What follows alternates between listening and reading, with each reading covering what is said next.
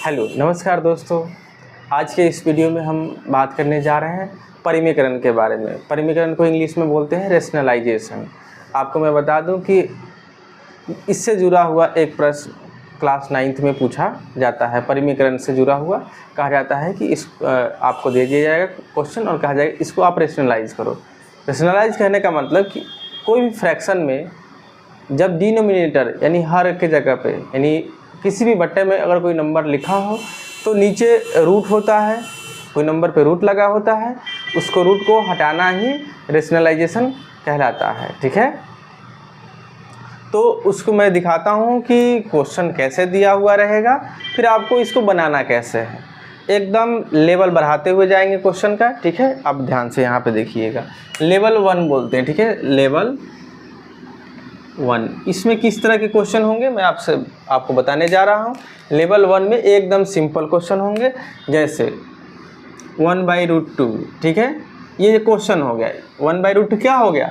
Question. इस question को बस आपको ये ध्यान देना है कि 1/√2 लिखा है, यानी नीचे जो √2 है 2 पे रूट नहीं होना चाहिए। इसके लिए आपको क्या करना पड़ेगा, बस आपको ध्यान रखना है। ठीक है, तो मैं आपको बता दूं कि करना क्या होता है। अगर यहाँ √2 लिखा हुआ है, ठीक है, तो सेम नंबर, ये जो सेम नंबर ऊपर भी मल्टीप्लाई होगा और यही सेम नंबर नीचे भी मल्टीप्लाई होगा। ठीक है, जो नंबर यहाँ रूट में लिखा हुआ है उसी नंबर को मैंने यहाँ लिख दिया और यहाँ लिख दिया। ठीक है, इसका आगे का स्टेप क्या होगा? आगे का स्टेप ये होगा कि ये ऊपर वाला नंबर ऊपर वाले से मल्टीप्लाई कर लेगा। ठीक है, 1 × √2। ओके, नीचे वाला नंबर नीचे वाले से मल्टीप्लाई कर लेगा, यानी √2 × √2। ओके, अब देखिए, नहीं तो मैं आपको बता दूं कि ऊपर वाले में ऊपर से गुना और नीचे वाले में नीचे से गुना करते हैं। ठीक है, तो 1 को 2 से गुना कर दिए, नीचे 2 को √2 से मल्टीप्लाई कर दिए। अगला स्टेप क्या होगा? जब किसी नंबर को 1 से मल्टीप्लाई करते हो तो उस पर कोई फ़र्क नहीं पड़ता, इसलिए √2 ही हो जाएगा। √2 को √2 से जब हम मल्टीप्लाई करेंगे तो √4 हो जाएगा। कितना हो जाएगा? √4। एक ठीक है, इसका अगला स्टेप ये होगा √2/। आपको कुछ चीज़ें बेसिक चीज़ें होती है जो आपको पता होना चाहिए। √4 का स्क्वायर रूट कितना होता है, यानी 4 का वर्गमूल कितना होता है। अगर आपको पता होगा तो आप डायरेक्ट लिख दोगे कि 4 का वर्गमूल 2 होता है। ठीक है, यानी वर्गमूल आपको पता होना चाहिए बहुत सारे नंबर का। जैसे 1 का वर्गमूल 1 होता है, 4 का वर्गमूल 2 होता है, 9 का वर्गमूल 3 होता है। ठीक है, वर्गमूल मतलब स्क्वायर रूट 16 का 4 होता है, 25 का 5 होता है। ठीक है, 36 का 6 होता है और 49 का 7 होता है, 64 का 8 होता है, 81 का 9 होता है और 100 का 10 होता है। ये चीज़ें आपको क्या पता होना चाहिए, ताकि सवाल जल्दी बनेगा ऐसे कंडीशन में। नहीं तो आपको ये थोड़ा सा डिटेल में जाना पड़ेगा। ठीक है, इतना आपको पता होना चाहिए। नहीं पता होगा तो स्क्वायर एंड स्क्वायर रूट वाली मेरी वीडियो आप देख सकते हैं। ठीक है, तुम ना छोड़ दो या करो, कोई दिक्कत नहीं है। ठीक है, तुम्हें लाइट अगर चली जाएगी वो वीडियो बनते रहती है। दूसरा क्वेश्चन, अगर 1/√3 लिखा हुआ है, ठीक है, अब इसको भी सेम जो तरीका मैंने आपको बताया उसी तरीके से भी इस क्वेश्चन को बनाने हैं। तरीका क्या था कि 1/√3 है, इसको ऊपर √3 नीचे भी √3। ठीक है, तो ये 1 √3 से मल्टीप्लाई करेगा तो √3 हो जाएगा।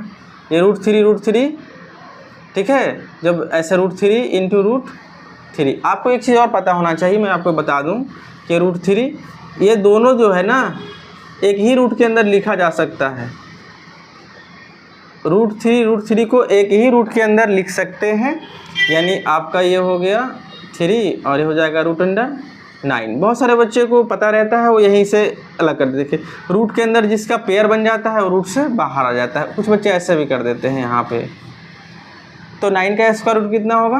3, यानी नीचे से रूट गायब हो गया। एक्चुअल में नीचे से ही रूट को हटाना परिमीकरण यानी रेशनलाइजेशन कहलाता है, ये आपको पता होना चाहिए। ठीक है, तीसरा क्वेश्चन, अगर 1/√5 है तो यहाँ 1/√5 को √5/√5 से मल्टीप्लाई और √5 से डिवाइड कर देंगे। ठीक है, अगला स्टेप क्या होगा इसका? √5, फिर यहाँ हो जाएगा √5 × √5। आप देख रहे होंगे कि तो बहुत आसान हो गया। ये हो जाएगा डायरेक्ट हम लिख देते हैं 25, और मैंने आपको साइड में ही लिख दिया हुआ है कि 25 का स्क्वायर रूट कितना होता है 5। यानी अगर मैं आपको इसमें एक डायरेक्ट अप्रोच बताऊं, डायरेक्ट तो आप कैसे बनाओगे वो डायरेक्ट अप्रोच देखिए। अगर यहाँ √2 है तो देखिए ये √2 कहाँ चला गया ऊपर और नीचे से हट गया, आंसर आ गया। दूसरा अप्रोच, अगर 1/√3 है तो ये √3 कहाँ चला गया ऊपर और नीचे से रूट हट गया। अगर 1/5 लिखा हुआ है तो ये √5 कहाँ चला गया ऊपर, नीचे से रूट हट गया।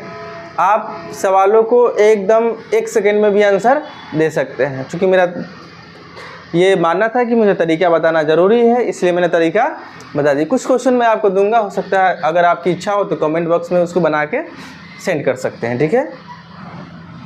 चलिए, लेवल 1 से जुड़े हुए कुछ क्वेश्चन मैं आपको दे देता हूँ, ठीक है। आप लोग बना के उसका आंसर कमेंट बॉक्स में दे सकते हैं। जैसे 1/√6, 1/√7, 1/√8, 1/√10, ठीक है। 1, 2, 3, 4 वीडियो को रोक के इस क्वेश्चन को आप लिख सकते हैं, ठीक है। समझ में आया ये बात? तो आपको मुझे लगता है कि लेवल 1 को सीखने में कोई दिक्कत नहीं हुआ होगा। मैं इसका आंसर भी बता देता हूँ, आपको बनाना होगा कि इसका आंसर आएगा क्या, ठीक है। आपको पता होगा यहाँ पे कि ये 1 हो जाएगा, ठीक है। सॉरी, डायरेक्ट अगर इसकी आंसर की बात करूँ तो ये √6 कहाँ चला जाएगा ऊपर, और ये 6 मैंने कहा था ऐसे होगा। इसका √7 कहाँ चला जाएगा ऊपर, नीचे क्या हो जाएगा सिर्फ 7। ये 8 √8 कहाँ चला जाएगा ऊपर, नीचे सिर्फ 8, और यहाँ √10 ऊपर हो जाएगा, नीचे क्या हो जाएगा सिर्फ 10। मतलब कि शॉर्टकट अप्रोच जानने के लिए थोड़ा सा स्टार्टिंग में आपको मेहनत करना पड़ेगा, तब जाके आप शॉर्टकट अप्रोच को भी हासिल कर पाएंगे, ठीक है। फिर आते हैं लेवल 2 पे। एक काम करो,